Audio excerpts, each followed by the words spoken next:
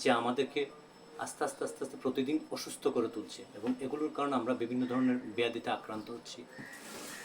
এই যে আমাদের ভিতরের যে ময়লা আবর্জনা সেগুলোকে পরিষ্কার রাখার জন্য এই শর্টক্রিয়ার খুব উল্লেখযোগ্য একটা জিনিস, যেটার কোনো বিকল্প নেই।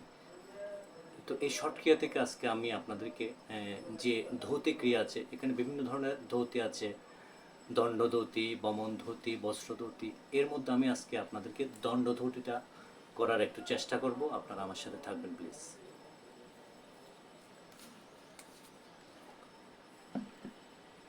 প্রথমে আমি এরকম একটু কুসুম গরম জল নেব, যার মধ্যে একটু করে লবণ মিশানো থাকবে। এই কুসুম গরম জলটা আমি আস্তে আস্তে পান করব, 2 থেকে 3 গ্লাস পান করব।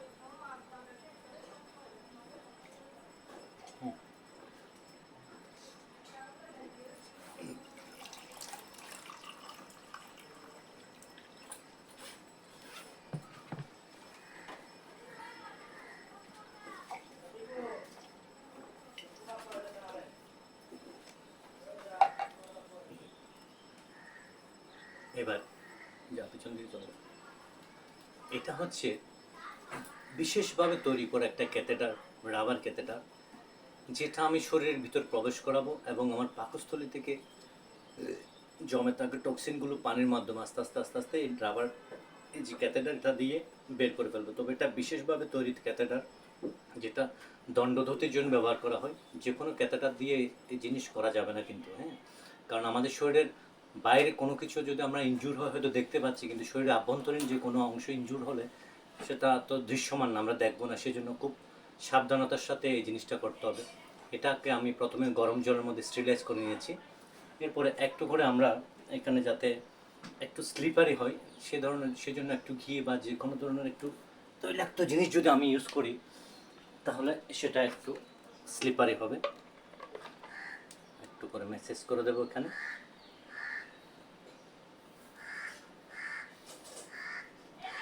এইবার আমি এই জিনিসটা আমার মুখের মাধ্যমে আমার পাকস্থলীর মধ্যে প্রবেশ করাবো।